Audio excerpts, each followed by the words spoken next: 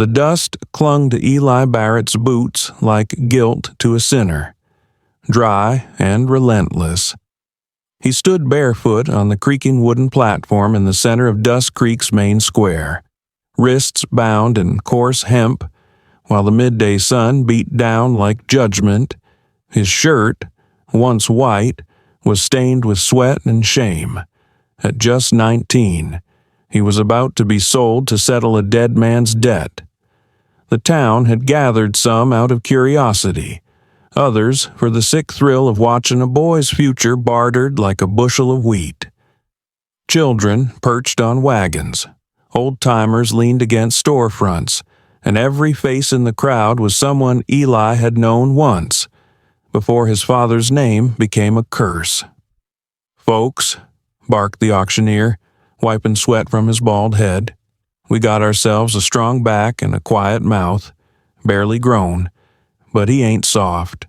Opening bid starts at $100. Who'll make it right?" Eli's jaw clenched. His eyes scanned the crowd. Trying not to look for sympathy, there was none to be found. They saw him like they saw the cattle in the pens behind the butcher's price first. Soul, never. The first bid came from a man Eli knew too well, Tobias Marin, owner of the copper pit east of town, where men came back broken or didn't come back at all. 100, Marin growled, spitting a wad of tobacco near Eli's bare feet. 200, came a slower, meaner voice, Jed Crowley, Dustcreek's worst-kept secret, banker, enforcer, and soul collector. He was also the man who bought Eli's father's debts after losing them to cards and whiskey, and now he was here to claim what he saw as his due. Eli flinched as he felt their eyes crawl over him, measuring, weighing, reducing. Then came a third voice, calm, feminine, sharp as flint, 300. The crowd shifted, curious, heads turned. A woman stood at the edge of the gathering, clothed in a dark blue riding dress with silver buttons and a wide-brimmed black hat that shaded half her face. Her auburn hair peeked out in elegant disobedience, and her gloved hands rested calmly on her belt. Maeve Dalton. The name didn't carry weight in town gossip, but the moment she stepped forward, silence followed her like a loyal dog. She looked like someone who didn't ask for permission, and didn't wait to be noticed. 300, Crowley chuckled, gold tooth glinting in the sun. "Ma'am, this ain't a charity auction." Maeve didn't blink. 400. Now murmurs rose like wind before a storm. A woman bidding this high on a boy she didn't know, unheard of. Eli looked up at her, squinting through the sweat, her eyes green like Highland pine locked on his. There was no pity in them, no lust either, just something steady, something unsettling. Crowley narrowed his eyes. 450. Without hesitation, Maeve lifted her hand again. 500. The hammer paused midair. Even the auctioneer choked. We have $500. Folks, going once." Crowley's grin faded. His hand hovered near his pocket. Then, slowly, he dropped it, going twice. Eli's heartbeat thudded like thunder in his ears. Sold. The hammer fell with a crack that split Eli's world in two. He barely felt the rope being cut from his wrists. His hands dropped to his sides, numb. As the crowd began to disperse, Maeve walked forward, unhurried. She pulled a small leather pouch from her coat and handed it to Crowley, who counted the coins like he was gutting a fish quick, messy, and disappointed. "Pleasure doing business," he muttered, but Maeve wasn't looking at him. Her eyes never left Eli. "You'll come with me," she said simply, her voice low and even. He nodded, uncertain, heart pounding. He didn't know what waited beyond this square, only that it wasn't a copper pit, and it wasn't Jed Crowley's ledger. That, alone, was enough to follow her. As they walked past the edge of town, Eli dared a glance over his shoulder. 3 men on horseback sat just outside the shadows of the blacksmith's barn, watching, not bidding, just watching. Maeve saw them too. "They're not here for you anymore," she murmured, barely audible. "They're watching me now." Eli swallowed hard. A new question burned inside him, more terrifying than anything so far. What had he just been bought into? The wagon wheels creaked under the weight of silence, each turn sounding louder than the last on the dry dirt road leading away from Dustcreek. Eli Barrett sat beside Maeve Dalton, the woman who'd just bought him like she was picking out a sack of grain. But as the town faded behind them, Eli couldn't stop glancing at her from the corner of his eye. She didn't say much. Her hands, gloved and firm, held the reins with a steadiness that made him uneasy. She wasn't like the women he'd known, timid churchgoers, gossiping widows, or stern mothers who'd whip you with a look. No, Maeve moved like a gunfighter in disguise. Even the wind seemed to get out of her way. Eli cleared his throat, more out of habit than confidence. "Ma'am, I reckon I owe you thanks."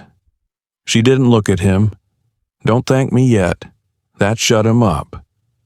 They passed the edge of town, past the Miller Ranch and old Carter's mill ruins, the trail winding between brittle cottonwoods and open scrubland.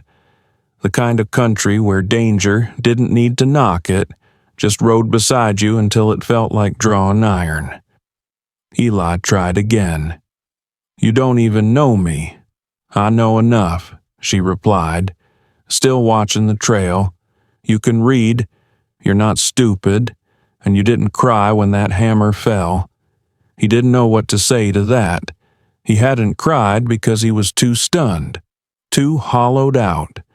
But he didn't feel like arguing with the woman holding the reins in his future. Then he saw them, 3 riders, far behind, keeping pace at a distance that was just close enough to be noticed, and just far enough to claim coincidence. They rode with the relaxed posture of men who knew how to kill, and didn't mind being seen. "Ma'am," Eli's voice caught. "We've got company." "I know," she said without turning. "Been tailing us since the livery. You think they're Crowley's? No. Crowley's the kind that lets others do the dirty work. But those men work for someone who doesn't mind blood on their boots." Eli watched the riders as they slowed near a bend, pretending to adjust a saddle strap. "You sure you know what you're doing, Nope?" Maeve said flatly. "But I've made peace with it." They rode in silence again, only the creak of the wagon and the whistle of wind between rocks filling the space between them. Eli found himself watching her hands, calloused, worn, but precise, like she'd pulled a trigger more than once. After about an hour, the land started to shift, more trees, a few scrubby hills, and finally, on the rise beyond a split-rail fence, Eli saw at the ranch. It wasn't big, not by Dustcreek standards, but it was proud. A 2-story house with a wraparound porch, clean windows that caught the sunlight, barns with fresh paint, and pastures stretching behind like green promise. "This yours?" Eli asked, almost forgetting to sound indifferent. Maeve gave a nod. "Every acre. Bought it with my husband. Kept it after he died. How long ago? 4 years? 2, since I started running it solo." Eli did the math. She looked maybe late 20s, early 30s. That was a lot of land, a lot of life, for a woman not much older than himself. As they rolled closer, a tight feeling twisted in his gut, There were fresh tracks near the gate wagon wheels. Not theirs, deep ruts, recent, leading straight to the porch steps. Maeve's jaw tightened. She pulled the wagon to a stop and climbed down without a word. "Stay close," she said, her voice lower now. She reached beneath her coat, and Eli saw the glint of a pistol tucked at her side.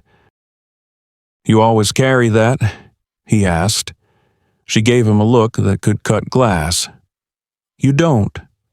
They moved slowly toward the porch. The front door hung slightly open. Curtains inside stirred, though no breeze moved. Maeve stepped up first, gun drawn low and ready. Eli followed, trying not to breathe too loud. Inside, it looked like a storm had hit. Papers scattered across the floor, drawers pulled out, furniture tipped but not broken. Not a robbery, a search. They were looking for something, Maeve muttered, sweeping her eyes across the room, and they wanted me to know it. Eli bent to pick up a letter near the hearth. "Don't touch that," Maeve snapped, reaching out. Then she winced, just for a second. That's when Eli noticed the stain, dark red, spreading slow at her left shoulder, seeping through the back of her coat. "You're hurt," he said.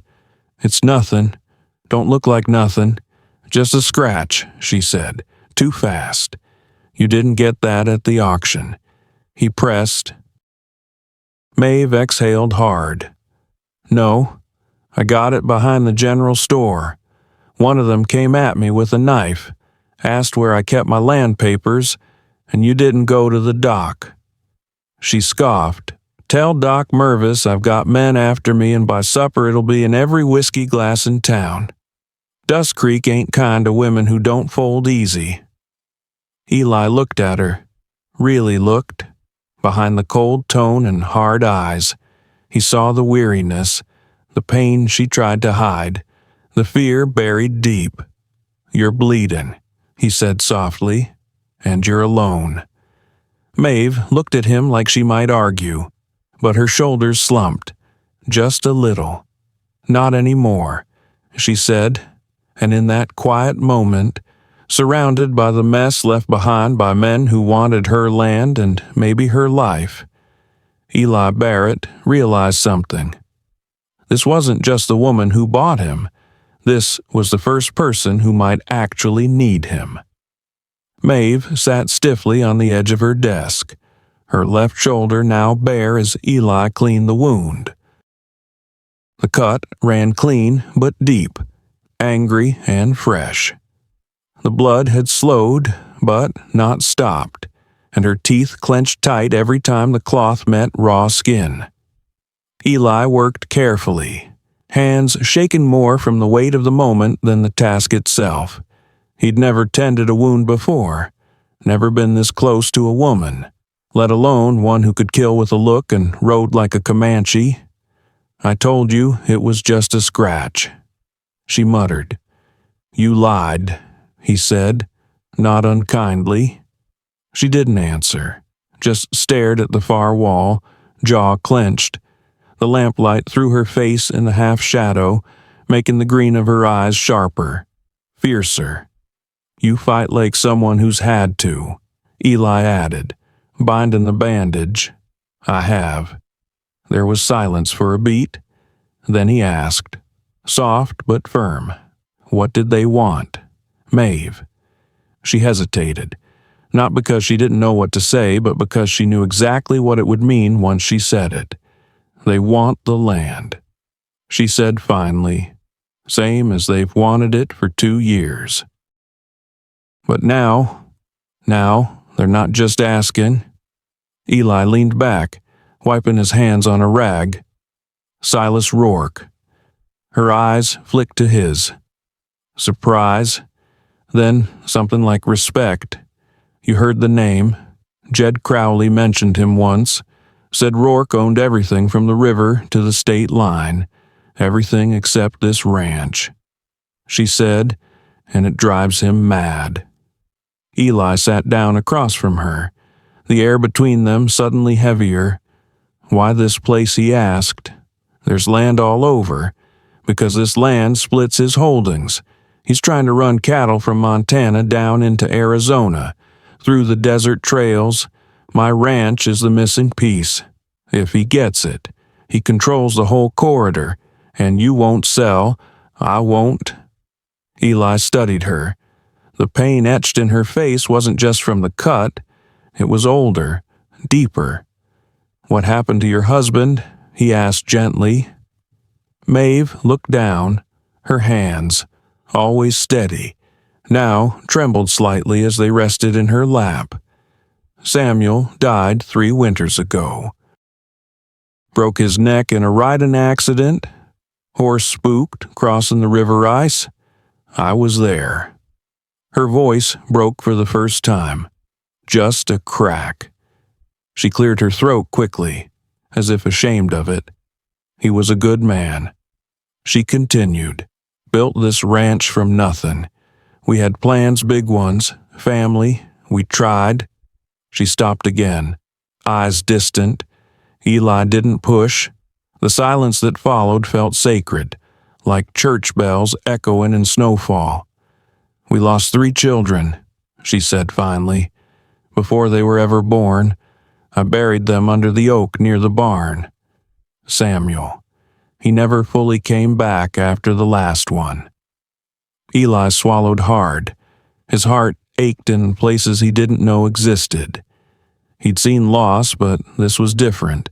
This was a woman carved by grief, still standing somehow. And now they want to take the only thing I've got left, Maeve added, steel returning to her tone. This ranch is my line in the dust. Eli, I give this up. I disappear. He looked around the room, the scattered papers, the broken order. This wasn't just a home. It was a last stand. Crowley works for Rourke, Eli asked. Maeve nodded. He loans out money to desperate folks. Then Rourke buys the debts for pennies and claims the land when they can't pay. Eli's face hardened. My father. He borrowed from Crowley. I know. Something twisted in Eli's chest. He remembered the nights, the shouting, the broken chairs, the bitter smell of whiskey. He'd thought his father was just weak, addicted, a fool. But now, he didn't just lose to chance, Eli said, voice tight. They set him up. Maeve nodded slowly. He was targeted. Your family's land bordered mine. If Rourke had both, he could fence the entire southern pass. The room seemed smaller suddenly, the walls pressing in. Eli stood and paced, fists clenched. So he killed my father without ever pulling a trigger. He's done worse to others, Maeve said. You're not the first, Eli. And you won't be the last. He turned to her, fire in his eyes now. Why'd you buy me? Maeve's face softened. She looked tired again, the truth wearing her like a heavy coat. Because I needed help, she said, real help. Someone who owed no one, and because, when I saw you on that platform, you looked like someone who still had fight left in him. Eli sat down again, slower this time. So, what happens now? He asked. Maeve looked at the window, where the last of the sunlight slipped beneath the hills. Now we prepare, she said, because they'll come back, and next time, they won't just ransack the house. She stood, wincing at her shoulder, then moved to a locked cabinet near the fireplace. Inside, she pulled out 2 rifles, wrapped in oilcloth. She handed one to Eli. You ever shoot? He nodded. Hunted deer with my father, and once shot at a coyote trying to take our chickens. This'll be bigger than coyotes, she said. I figured. As he checked the chamber, something shifted in him. A weight. Yes, but also clarity. He wasn't just some boy with no prospects anymore. He was a piece on the board now, one they hadn't counted on. Maeve moved toward the door, her steps slow but sure. "Get some sleep if you can," she said. "We'll start reinforcing the fences at first light." Eli watched her go, then looked down at the rifle in his hands. He'd been bought like property, sold like livestock, but now he was something else entirely. He was part of the fight. The first shot shattered the night. Eli Barrett jolted awake to the sound of glass exploding downstairs. He rolled off the cot in the corner, grabbing the rifle Maeve had given him hours earlier. Smoke already crept under the door, thick and bitter. "Maeve," he shouted. Her voice came from the hallway. "Downstairs, move." He rushed out, nearly colliding with her as she loaded shells into her revolver. Her nightdress was half tucked into her trousers, hair loose over her shoulders, blood from her earlier wound darkening the bandage. "They're here," she said, voice flat. "Rourke's men." Eli followed her down the stairs. From the front window, they saw the porch ablaze. 2 men approached from the corral with torches. In the yard, shadows moved like wolves armed, circling. A voice barked through the smoke. "Maeve Dalton. You've had your warnings." She didn't answer, just raised her revolver and fired. The shot struck the water barrel near the corral. Splinters flew. Dousing the fire, 1 man held. The horses in the pen screamed, rearing in panic. Warning shot. Maeve muttered, "Next one's real." Eli's heart thundered. They're not going to wait much longer. "No," she said, "they're here to burn this place to the ground." Another crash, this time from the kitchen, the back door. Maeve spun, pistol raised, but Eli was already moving. He caught a glimpse of movement by the hearth. A man, knife in hand, creeping low. Without thinking, Eli charged. He tackled the intruder into the wall. They crashed to the floor, wrestling for the blade. The man snarled, slashing wildly. Eli took a cut across the arm but drove his elbow into the man's face. Bone crunched. The knife clattered to the floor. Eli grabbed it and slammed the hilt into the man's temple. Silence. His chest heaved. The man didn't move. "Eli," Maeve's voice came, low and urgent. "We have to go.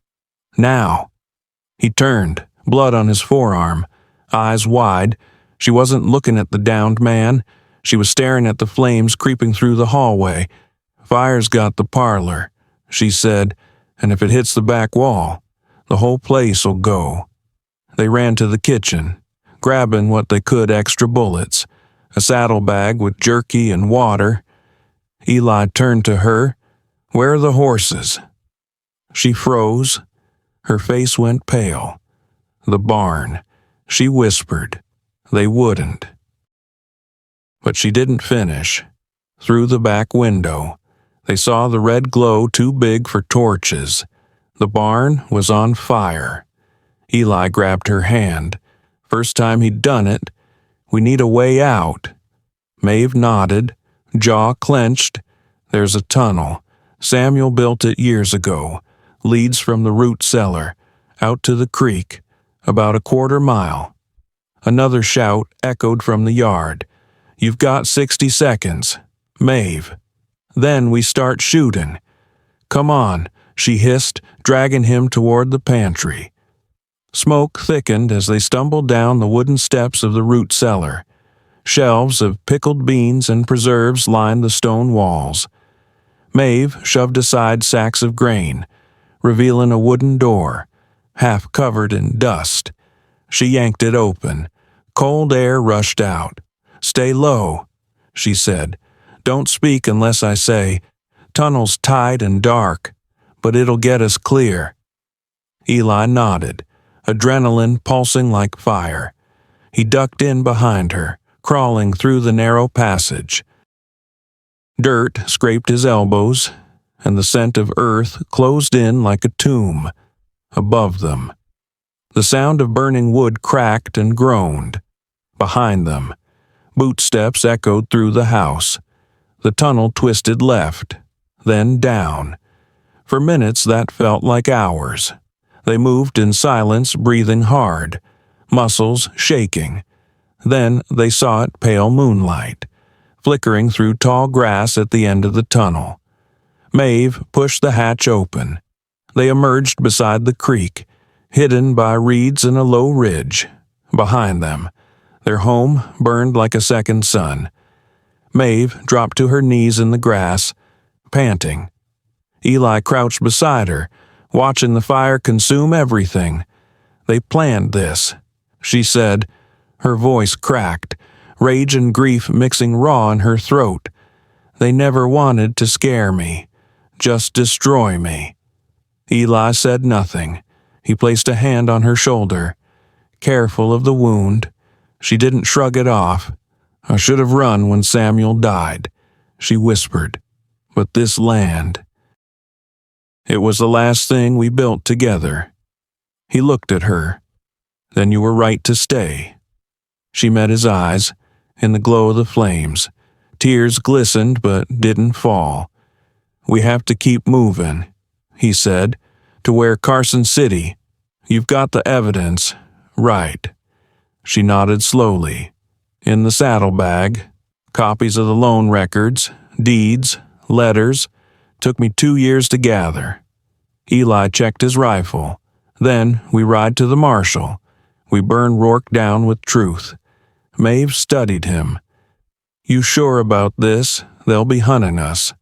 "I wasn't sure about anything," Eli said, "until I saw them try to kill you."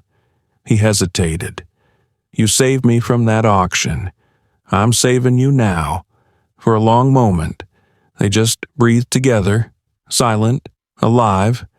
"Then let's make a promise," she said, "right here, right now." He waited. "No matter what happens," Maeve said, voice steady, "we don't give up, we survive, together." Eli took her hand again, firmer this time, together. And somewhere beyond the smoke and fire, beyond the gunman and the greed, something else burned brighter hope, shaped like a woman with a pistol and a boy with nothing left to lose. The creek whispered like an old ghost as Maeve and Eli crouched low beneath a fallen log, its roots still tangled with the earth. Willow branches hung like curtains above them, the moonlight barely touching the water's surface. They were soaked, cold and silent, breath held, hearts racing. Horses passed just 50 feet away, hooves thudding against soft ground. Voices followed, gruff, angry, hunting. "I know you're out here," Dalton, one of them, shouted, voice curling through the reeds like smoke. "Silas wants the woman alive, but dead's still worth half." Eli's grip on the rifle tightened. Maeve touched his arm gently, urging stillness. The men moved on, fading into the trees. For now, Maeve leaned her head back against the log, exhaling slowly. Her face was streaked with mud, her hair clinging wet to her cheeks. And yet, to Eli, she looked like the most solid thing in the world. He watched her from inches away, every breath she took, every tremble she tried to hide. He could hear her heartbeat, or maybe it was his own, thudding hard and fast in his ears. "I think they're gone," she whispered finally. "Not for long." Silence stretched between them again, this time less about fear, more about weight, what they'd lost, what they still carried. "I thought we'd die back there," Maeve said. "You almost did," Eli replied, voice thick. "That man in the kitchen. I didn't think. I just moved." She met his eyes. "Thank you. I couldn't let them take you." A pause. "You didn't have to stay. Eli, you could have run."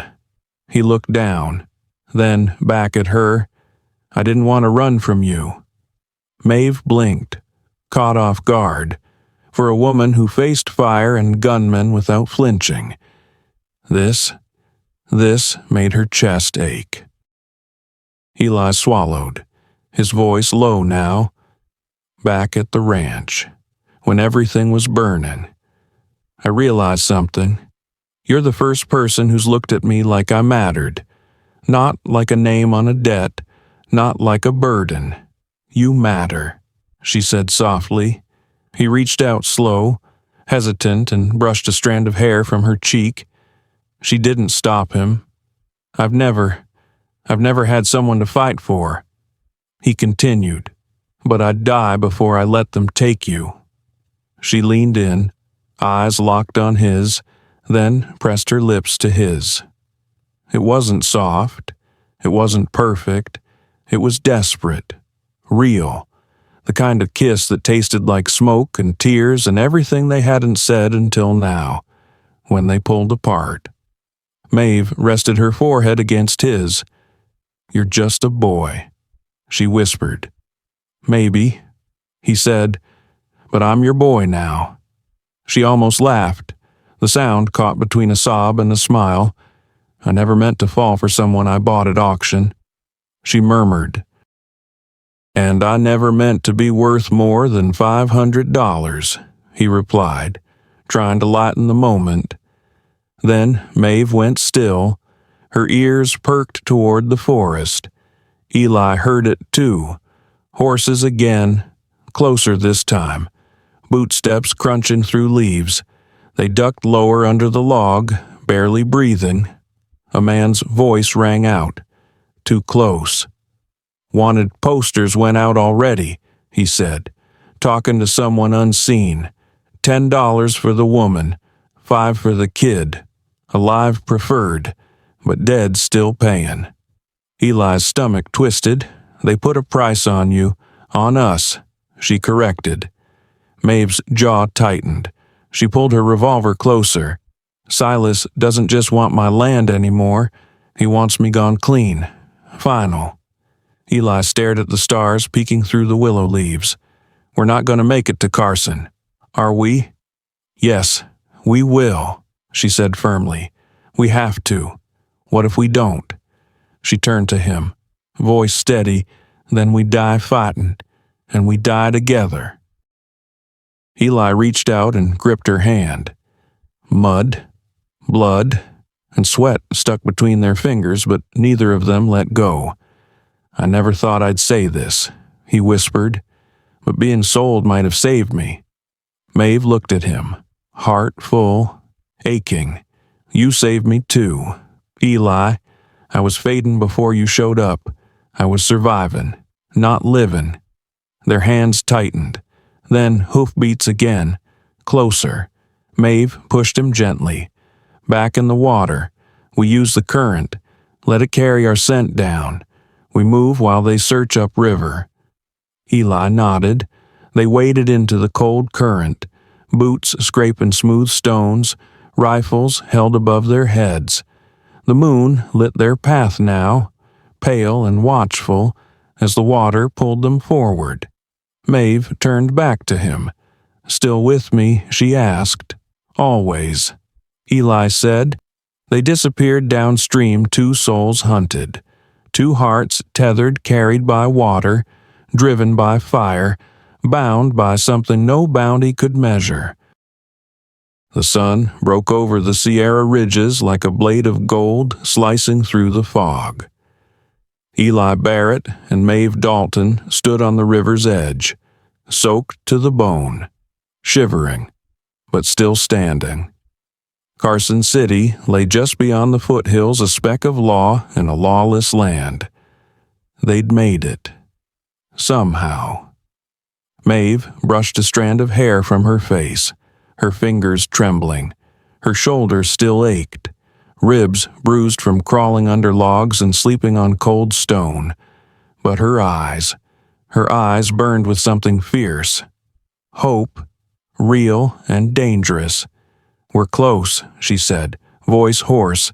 2, maybe 3 miles. Less if we cut cross through the pine flats. Eli looked up the ridge, scanning the horizon. "And Rourke's men.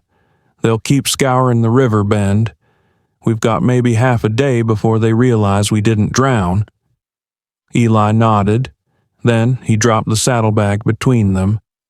"Let's go over what we've got." Maeve crouched beside him, opening the worn leather flap. Inside, bundles of folded letters, copies of land deeds, receipts, banking slips all written, signed, and notarized in shaky hands from desperate folks long since pushed off their land. Eli whistled. "You weren't kidding about the evidence. I've been collecting it since Samuel died." Maeve said, "Took me 2 years. Some of these men had nothing left but their word. Others handed me documents the night before they disappeared. And you kept it all." Eli said, "Truth is hard to kill." She replied. Eli picked up one letter written in a nervous, looping hand, addressed to Jed Crowley. The man begged for an extension on a loan, 2 weeks before his barn was torched and his cattle poisoned. "How many of these did you find?" he asked. Maeve stared off into the trees. 17. He felt a cold weight settle in his gut. 17 families. She nodded. He shook his head. "Why didn't you go to the marshal sooner? I didn't have enough. I needed patterns." Proof of coordination. Rourke's too smart for open threats. He uses Crowley like a glove. You get one man to default, another to enforce, and a third to buy the land cheap, and then burn what's left to the ground. Eli muttered. They sat in silence for a moment, the wind shifting through the pines like a whisper from the past. Eli broke it. "I'm not the same boy who stood on that auction block." Maeve looked at him, brow furrowed. He continued, voice firmer now. "I thought I was just meat for a mine or some rancher's work crew. Thought my life ended when my father's debts caught up. But standing here after everything we survived because we fought back, because we didn't lay down." Maeve studied him, not as a boy now, but as a man beside her. "You've changed," she said. "So have you." Her lip twitched. "I've always been this way. I just forgot what it felt like to have someone beside me." Eli reached into the saddlebag and pulled out the last folded packet, an envelope sealed with wax. "What's this affidavit from a land surveyor? Confirms my property lines intersect with old Barrett acreage, your family's land." Eli stared at her. "You knew that I did." His breath caught. "You bought me to tie it all together." "I bought you because I saw a fighter," Maeve said. "But yes, your land connects the puzzle." He looked away, hurt flickering behind his eyes. "I'm not a pawn. Maeve." She reached out, touching his arm. "You're not. You're the key. They tried to erase your father's legacy, burn it, bury it, but you're still standing." Eli nodded. Slow at first, then with resolve. "Then we end this. We walk into Carson and tell the whole damn truth." Maeve's smile was thin but proud. "You ready for that? I've got bullets left and a voice. That's all a man needs." They stood together, the sun warming their backs. Ahead, Carson's bell tower gleamed through the morning mist. Law, witnesses, a chance at justice, and behind them, the smoke trails of men who would kill to stop it. Maeve checked her revolver one last time. Eli slung his rifle over his shoulder. He glanced at her. "One last question." She raised an eyebrow. "If we live through this?" "What then?" Maeve tilted her head. "Considering, then we rebuild. she said, "and maybe plant something worth fighting for." Eli offered a half smile. Like a future, like a future. And side by side, they started walking toward justice, toward vengeance, toward whatever came next, but not alone, not ever again. The wooden floor of the marshal's office in Carson City creaked under Eli Barrett's boots as he stepped inside. Eyes scanning every corner like he expected a bullet to greet him. Maeve Dalton followed, saddlebag in hand, her revolver tucked under her coat but ready. Always. Behind the desk sat a man who didn't rise, didn't blink, didn't even flinch when they entered, just lifted a mug of black coffee and stared at them over the rim. Marshal Everett Cole. Silver hair, sharpened eyes, a badge that looked like it weighed more than a six-shooter. "You two look like hell," he said without preamble. Maeve dropped the saddlebag on his desk. Got something worse in there. Cole opened the flap, pulling out a fistful of papers, flipping through them with the cold precision of a man who's seen too much to be surprised. "Loan ledgers," Maeve said, "land contracts, witness statements, all linked to Silas Rourke." Cole paused, eyes narrowing. "You accusing Rourke of fraud? I'm accusing him of orchestrated land theft, arson, and attempted murder." Maeve replied. Eli stepped forward. "And he's got help. Jed Crowley, Bo McGrath. They run the threats, burn the barns, poison the cattle. Rourke just sits behind his desk and counts the dirt." Cole leaned back, rubbing his stubbled jaw. "That's a mighty big accusation," he said, "and Rourke's got half the territory in his pocket. Then take the other half." Eli said. Maeve met Cole's eyes. "You let this slide, and you're next." That got him. Cole stood, walked to the cabinet, and pulled out a thick ledger and a sealed envelope. He scanned her documents again, then nodded once, slow. Deliberate. "All right," he said, "but if I stick my neck out, I want faces, names, witnesses. You'll have them," Maeve said. That afternoon, the marshal's office filled with voices angry, broken, scared, farmers, widows, men who'd been run off their land, women whose husbands had disappeared after signing contracts with Crowley. Eli sat among them, silent but listening, watching. They came not just because Maeve had called, they came because someone had finally stood up, finally survived long enough to fight back. At dusk, Cole nailed 3 wanted posters to the outside board. Silas Rourke, land fraud, conspiracy, attempted murder. Jed Crowley, extortion, arson, unlawful debt collection. B.O. McGrath, armed assault, attempted homicide bounties printed in bold. Carson City buzzed with the news. And, somewhere out on the plains, Rourke felt his kingdom cracking. 3 days later, the raid began. Cole led 30 armed men marshals, volunteers, ranchers who'd lost everything to Rourke's estate outside Bishop's Bluff. It was a fortress of wood and iron, surrounded by fences higher than any cattle ever needed. Eli rode beside Cole. Maeve rode beside him. When they reached the main gate, Rourke's guards stepped forward with rifles raised, until they saw the badge. Then they saw the townsfolk.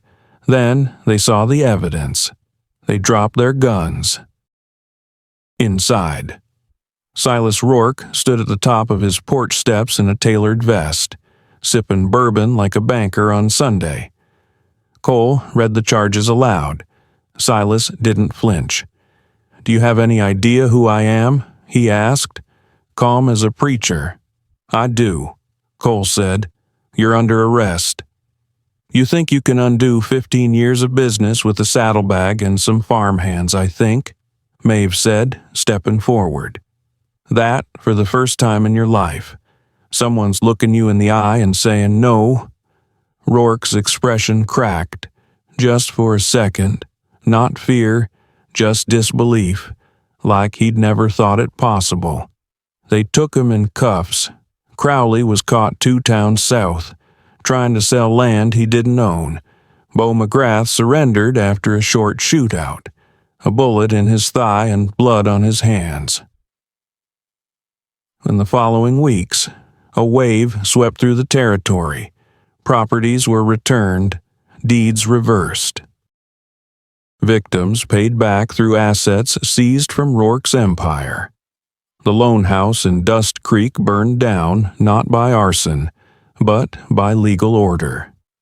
Maeve watched it fall, standing beside Eli in the early morning fog, the last debt of the land rising with the smoke.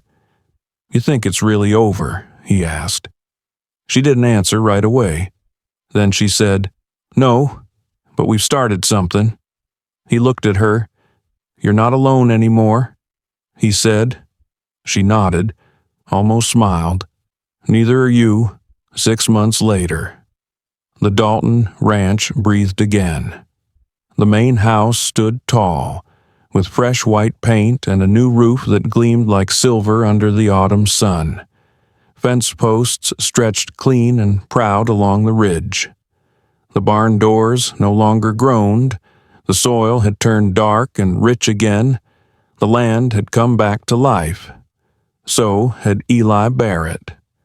He stood on the front porch, a hammer in one hand, a wedding band on the other. Behind him, the wind played gently with the curtain in the open window, carrying the scent of fresh-cut hay and the soft laughter of children from neighboring farms helping with harvest. Maeve stepped out with 2 mugs of coffee. Her dress was simple, but the way she moved made it royalty. She handed Eli a mug, then leaned on the railing beside him, watching the sun bleed into the hills. "You still thinking?" she asked. Eli nodded, smiling, just remembering. She sipped her coffee. "Anything good?" He turned to her. "Everything good."